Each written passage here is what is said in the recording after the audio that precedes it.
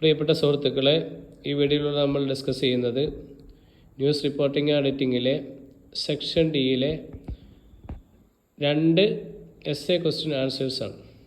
38ാമത്തെ ചോദ്യം. Discuss the different types of news structures. What are their advantages and disadvantages. വാർത്താ ഘടനകളുടെ വിവിധ തരങ്ങൾ ചർച്ച ചെയ്യുക. അവയുടെ ഗുണങ്ങളും ദോഷങ്ങളും എന്തൊക്കെയാണ്? അപ്പം നമുക്ക് ഉത്തരത്തിലേക്ക് കടക്കാം. ആമുഖമായിട്ട് നമുക്ക് പറയാം, ഒരു വാർത്താ സ്റ്റോറിയുടെ ഘടന, വിവരങ്ങൾ എങ്ങനെ ക്രമീകരിക്കണം, അവതരിപ്പിക്കണം, വായനക്കാരിലേക്ക് എത്തിക്കണം എന്ന് നിർണ്ണയിക്കുന്നു. അവസാന ഭാഗത്ത് ഒരു ക്ലൈമാക്സിലേക്ക് എത്തുന്ന സർഗാത്മക രചനകളിൽ നിന്ന് വ്യത്യസ്തമായി ജേർണലിസത്തിലെ രചന സാധാരണയായി പ്രാധാന്യം, വായനക്കാരുടെ താല്പര്യം അല്ലെങ്കിൽ കാലക്രമം എന്നിവയെ അടിസ്ഥാനമാക്കിയാണ് വസ്തുതകളെ ക്രമീകരിക്കുന്നത്. പ്രേക്ഷകരുടെ ശ്രദ്ധ നിലനിർത്താനും വ്യക്തിഗത ഉറപ്പാക്കാനും വസ്തുക്കളെ ഫലപ്രദമായി എത്തിക്കാനും ശരിയായ വാർത്താഘടന തിരഞ്ഞെടുപ്പുകൾ നിർണായകമാണ്. നമുക്കിനി പ്രധാന വാർത്താ ഘടനകൾ നോക്കാം. ആദ്യമായി പറയുന്നത് വിപരീത പിരമിഡ് ഘടനയാണ്. The inverted pyramid structure. ഞാൻ ഇംഗ്ലീഷ് വായിക്കുന്നില്ല, നിങ്ങൾ വായിച്ചാൽ മതി. അതിൻ്റെ മലയാളം പറഞ്ഞു പോകാം. അപ്പോൾ വിപരീത പിരമിഡ് ഘടന എന്ന് പറഞ്ഞാൽ ഹാർഡ് ന്യൂസ് റിപ്പോർട്ടിങ്ങിൽ ഏറ്റവും പരമ്പരാഗതവും വ്യാപകമായി ഉപയോഗിക്കുന്നതുമായ ഘടനയാണിത്. തലതിരിച്ച പിരമിഡിൻ്റെ ആകൃതിയിലുള്ള ഇതിൽ ഏറ്റവും നിർണായകവും പ്രധാനപ്പെട്ടതുമായ വിവരങ്ങൾ ഏറ്റവും മുകളിൽ ചെറിയ വിശദാംശങ്ങളും പശ്ചാത്തല വിവരങ്ങളും ചെറിയ വസ്തുക്കളും താഴെയും നൽകുന്നു.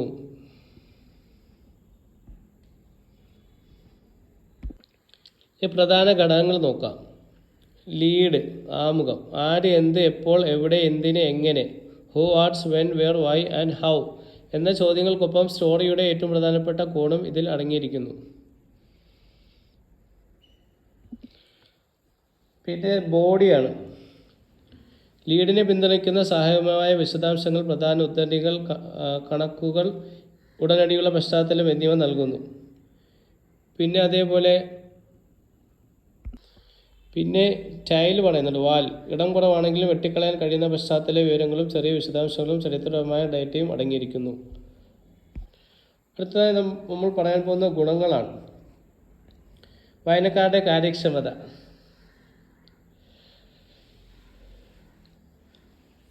എഡിറ്റിങ്ങിൻ്റെ സൗകര്യം, ഫെസിലിറ്റീസ് ക്വിക്ക് അണ്ടർസ്റ്റാൻഡിങ്, അതേപോലെ easy navigation, simplifies editing and space saving. തിരക്കുള്ള വായനക്കാർക്ക് അവസാനം വരെ വായിക്കാൻ തന്നെ ഒരു സ്റ്റോറിയുടെ കാതൽ പെട്ടെന്ന് മനസ്സിലാക്കാൻ കഴിയുന്നു. പിന്നെ അച്ചടി, ഡിജിറ്റൽ മാധ്യമങ്ങൾ ലേഔട്ടും എഡിറ്റിംഗും എളുപ്പമാകുന്നു. എഡിറ്റർമാർക്ക് പ്രധാനപ്പെട്ട വസ്തുത നഷ്ടപ്പെടാതെ നിശ്ചിത കോളം വലിപ്പത്തിലേക്ക് താഴെ നിന്ന് മുകളിലേക്ക് സ്റ്റോറി വെട്ടിച്ചുരുക്കാൻ ഇത് സഹായിക്കുന്നു. അടുത്ത പറയുന്നത് ഡിസ്അഡ്വാൻറ്റേജസ് ആണ്. നമുക്ക് പറയാം ഡിസ്അഡ്വാൻറ്റേജസ് എന്തൊക്കെയാണ് പറയുന്നത്. Traditional approach limited creativity, diminishes surprise elements, are not suitable for deep readers. അപ്പോൾ ആഖ്യാന ശൈലിയുടെ കുറവ്. മറ്റു ഫോർമാറ്റുകളിൽ കാണപ്പെടുന്ന സ്റ്റോറി ടെല്ലിംഗ് ആർക്ക് ഇതിൽ ഇല്ലാത്തതിനാൽ യാന്ത്രികവും വരേണ്ടതും ആവർത്തിക്കുന്നതുമായി തോന്നാം. പിന്നെ ഉള്ളതെന്താണ്? ആഖ്യാന ശൈലിയുടെ കുറവ്. മറ്റു ഫോർമാറ്റുകളിൽ കാണപ്പെടുന്ന പിന്നെ പറയുന്ന അകാലത്തിലുള്ള ഉപസംഹാരം. സസ്പെൻസ് ഉണ്ടാകാനോ ഒരു യാത്രയിലെ വായനക്കാരെ ആകർഷിക്കാനോ ഇതിന് കഴിയില്ല. പലപ്പോഴും വായനക്കാർ പകുതിയാകുമ്പോൾ വായന നിർത്തിവെക്കാൻ ഇത് ഇടയാകുന്നു. പിന്നെ ഇതെന്താണ്? Not suitable for deep readers. ഇത് ഡീപ്പ് റീഡേഴ്സൊക്കെ അനുയോജ്യമായിട്ടുള്ളതല്ല.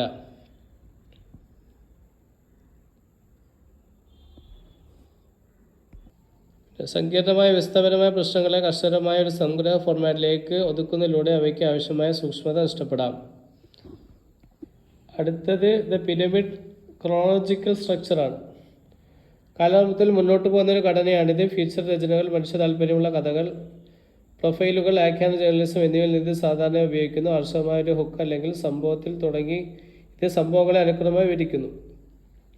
പ്രധാന ഘടകങ്ങൾ: ഹുക്ക്, സംഭവം, വായനക്കാരെ ഒരു നിർദ്ദിഷ്ട രംഗത്തിലേക്കോ പ്രൊഫൈലിലേക്കോ ആകർഷിപ്പിക്കുന്ന നിർദ്ദിഷ്ട ആഖ്യാന തുടക്കം. അടുത്തത്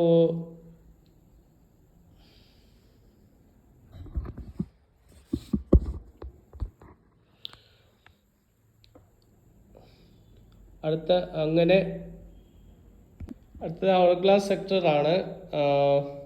വിപരീത പിരമിഡിൻ്റെയും കാലക്രമത്തിൻ്റെയും ആഖ്യാനത്തിൻ്റെയും ഘടകങ്ങൾ സംയോജിക്കുന്ന ഒരു ഹൈബ്രിഡ് മാതൃകയാണിത്.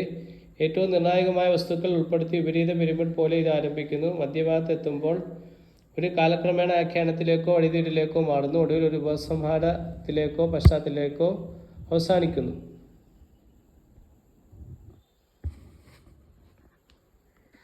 പ്രധാന ഘടകങ്ങൾ ടോപ്പാണ്. ഒന്നാമത്തത് ടോപ്പ് സെക്ഷൻ, മുകൾ ഭാഗം. ഏറ്റവും പ്രധാനപ്പെട്ട ബ്രേക്കിംഗ് ന്യൂസ്, വസ്തുക്കളുടെ സംഗ്രഹം, വിപരീത പിരമിഡ് ശൈലി ഇതിൽ ഉപയോഗിക്കുന്നത്. അടുത്തത് ടേൺ ആണ്. ടേൺ എന്ന് പറഞ്ഞാൽ പിന്നിലോട്ട്, അല്ലേ? അതായത് ടോണിനെ സംഭവങ്ങളുടെ കാലക്രമത്തിലുള്ള വിവരങ്ങളിലേക്ക് മാറ്റുന്ന ഒരു സംഗ്രഹണ വാചകം ആണ് ടോൺ. അടുത്തത് ക്രോണോളജിക്കൽ നരേറ്റീവാണ്, കാലക്രമ ആഖ്യാനം, നരേറ്റീവ്. ഒരു സംഭവം പടിപടിയായി എങ്ങനെ വികസിച്ചു എന്ന് വിശദീകരിക്കുന്നു. ഗുണങ്ങൾ എന്തൊക്കെയാണ്? രണ്ടിൻ്റെയും ഗുണങ്ങൾ മുൻകൂട്ടി പെട്ടെന്ന് വിവരങ്ങൾ തേടുന്ന വായനക്കാരെ തൃപ്തിപ്പെടുത്തുകയും തുടർ വായിക്കുന്നവർക്ക് സമ്പന്നമായ കഥപറച്ചിൽ നൽകുകയും ചെയ്യുന്നു. പിന്നെ കുറ്റകൃത്യങ്ങൾക്കും ദുരന്തങ്ങൾക്കും അനുയോജ്യം. പ്രാരംഭ വസ്തുക്കളെ നിർണായകമായ പോലീസ് അന്വേഷണങ്ങൾ, രക്ഷാപ്രവർത്തനങ്ങൾ, വിചാരണകൾ എന്നിവ പോലുള്ള കഥകൾക്ക് ഇത് തികച്ചും അനുയോജ്യമാണ്. അത് അങ്ങനെ അവിടെ പറയുന്നുണ്ട്, നിങ്ങൾ വായിച്ച് നോക്കിയാൽ മതി. അടുത്ത നമുക്ക് ഡിസഡ്വാൻറ്റേജസ് മെയിനായിട്ടുള്ളത് എന്താണെന്ന് നോക്കാം. സങ്കീർണമായ നിർവഹണം. വായനക്കാരെ ആശയക്കുഴപ്പത്തിലാക്കാതെ ഹാർഡ് സംഗ്രഹത്തിനും ആഖ്യാനവേദിക്കും ഇടയിൽ സുഗമമായി മാറാൻ ഉയർന്ന എഴുത്ത് കഴിവ് ആവശ്യമാണ്. Not suitable for quickers, slow and storytelling narration is not suitable for immediate or breaking news. അടുത്ത question, what is journalism? Discuss the key elements of writing for internet news. എന്താണ് ഓൺലൈൻ ജേർണലിസം? ഇൻ്റർനെറ്റ് വാർത്തകൾക്കായുള്ള എഴുത്തിൻ്റെ പ്രധാന ഘടകങ്ങൾ ചർച്ച ചെയ്യുക. അപ്പോൾ നമുക്ക് ഓൺലൈൻ ജേർണലിസം എന്താണെന്ന് നോക്കാം. അതിൻ്റെ വ്യത്യസ്ത ശൈലികളും. അപ്പോൾ ഓൺലൈൻ ജേർണലിസം പോലുള്ള സംയോജിത ഫോർമാറ്റ് മാധ്യമപ്രവർത്തനത്തിൻ്റെ ഭാഷാ ശൈലിയും ഡിജിറ്റൽ ചുറ്റുപാടുകൾക്ക് അനുയോജ്യമായി മാറ്റപ്പെടുന്നു.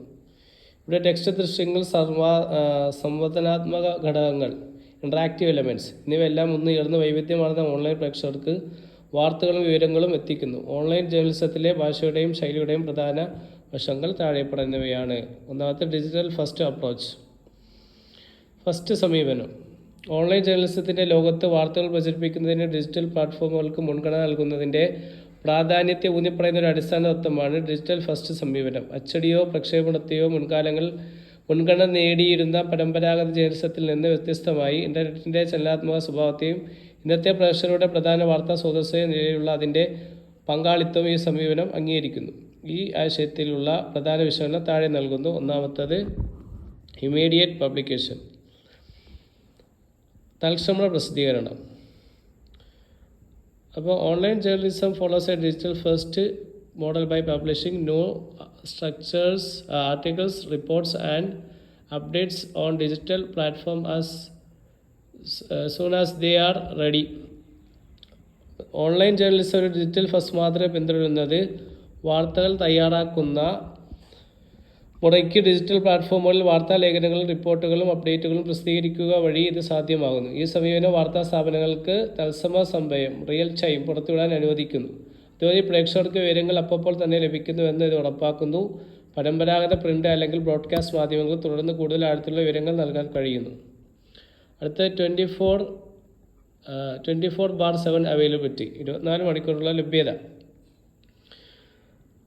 ഓൺലൈൻ വാർത്താ സ്രോതസ്സുകൾ 24 മണിക്കൂർ ലഭ്യമാണ്. ഇത് വായനക്കാർക്ക് തുടർച്ചയായ വിവര പ്രവാഹം നൽകുന്നു. വാർത്താ ഉപഭോഗം ഇനി പ്രത്യേക പ്രക്ഷേപണ സമയങ്ങളോ അച്ചടി പ്രസിദ്ധീകരണ ഷെഡ്യൂളുകളോ ആയി പരിമിതപ്പെടുത്തിയിട്ടില്ലെന്ന് ഈ ലഭ്യത വ്യക്തമാക്കുന്നു. ആധുനിക പ്രേക്ഷകർ പ്രതീക്ഷിക്കുന്ന എപ്പോൾ വേണമെങ്കിലും എവിടെ നിന്ന് ലഭ്യമാകുന്ന എനി ടൈം എനിവർ ആക്സസ് രീതിയിലുള്ള ഡിജിറ്റൽ ഫസ്റ്റ് സമീപനം ഒത്തുപോകുന്നു. അടുത്തതാണ് ഓഡിയൻസ് എൻഗേജ്മെൻറ്റ്, പ്രേക്ഷക പങ്കാളിത്തം. ഞാൻ ഇംഗ്ലീഷ് വായിക്കുന്നില്ല, നിങ്ങൾ നോക്കിയാൽ മതി. അതിൻ്റെ ഇത് പറഞ്ഞു പോകാം, മലയാളം പറഞ്ഞു പോകാം. പ്രേക്ഷകരുമായി നേരിട്ട് ഇടപെടാൻ ഡിജിറ്റൽ ഫസ്റ്റ് ജേർണലിസം സോഷ്യൽ മീഡിയയിൽ കമൻറ്റ് സെഷനുകളും മറ്റ് സംവേദനാത്മക സവിശേഷതകളും ഉപയോഗപ്പെടുത്തുന്നു. വാർത്താ സ്ഥാപനങ്ങൾക്ക് പെട്ടെന്ന് തന്നെ പ്രതികരണങ്ങൾ സ്വീകരിക്കാനും ചോദ്യങ്ങൾക്ക് മറുപടി നൽകാനും വാർത്തയുമായി ബന്ധപ്പെട്ട ചർച്ചകളിൽ വായനക്കാരെ ഉൾപ്പെടുത്താനും സാധിക്കുന്നു. ഈ ഇടപെടലുകളിലൂടെ ഒരു കൂട്ടായ്മയുടെ ബോധം വളർത്തിയെടുക്കാനും മാധ്യമപ്രവർത്തകരും പ്രേക്ഷകരും തമ്മിലുള്ള ബന്ധം ദൃഢമാക്കാനും കഴിയുന്നു. അടുത്തതാണ്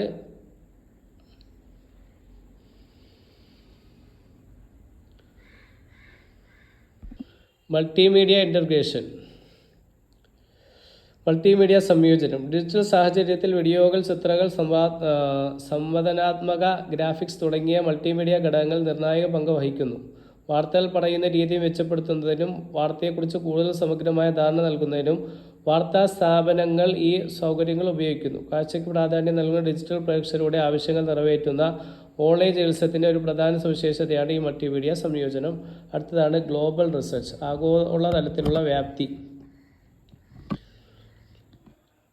ഡിജിറ്റൽ ഫസ്റ്റ് ജേർണലിസം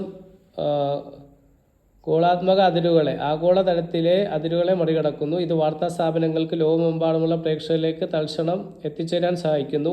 ഈ വ്യാപ്തി വാർത്തകളുടെ സാധ്യത വർദ്ധിപ്പിക്കുക മാത്രമല്ല, ലോകമെമ്പാടുമുള്ള വിവിധ കാഴ്ചപ്പാടുകളിലേക്ക് പ്രേക്ഷകരെ തുടർന്ന് കാട്ടുകയും ചെയ്യുന്നു. അടുത്തതാണ് അഡാപ്ഷൻ ടു ചേഞ്ചിങ് ട്രെൻഡ്സ്. നിരന്തരം മാറിക്കൊണ്ടിരിക്കുന്ന ഡിജിറ്റൽ സാഹചര്യത്തെ ഡിജിറ്റൽ ഫസ്റ്റ് സമീപനം അംഗീകരിക്കുന്നു.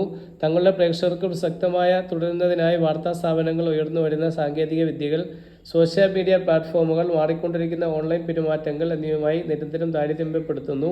ഡിജിറ്റൽ രംഗത്ത് മത്സരക്ഷമത നിലനിർത്തുന്നതിന് ഇത് വളരെ നിർണായകമാണ്. അടുത്തതാണ് breaking news and updates. Breaking ന്യൂസും അപ്ഡേറ്റുകളും. ബ്രേക്കിംഗ് ന്യൂസ് തത്സമയ അപ്ഡേറ്റുകൾ നൽകുന്നതിൽ ഓൺലൈൻ വാർത്താ പ്ലാറ്റ്ഫോമുകൾ മികവ് പുലർത്തുന്നു.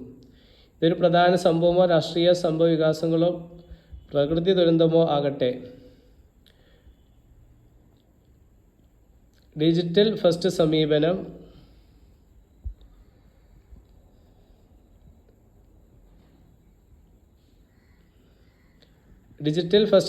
വാർത്താ സ്ഥാപനങ്ങളെ പുതിയ വിവരങ്ങൾ ലഭ്യമാകുന്ന മുറയ്ക്ക് തുടർച്ചയായ അപ്ഡേറ്റുകളും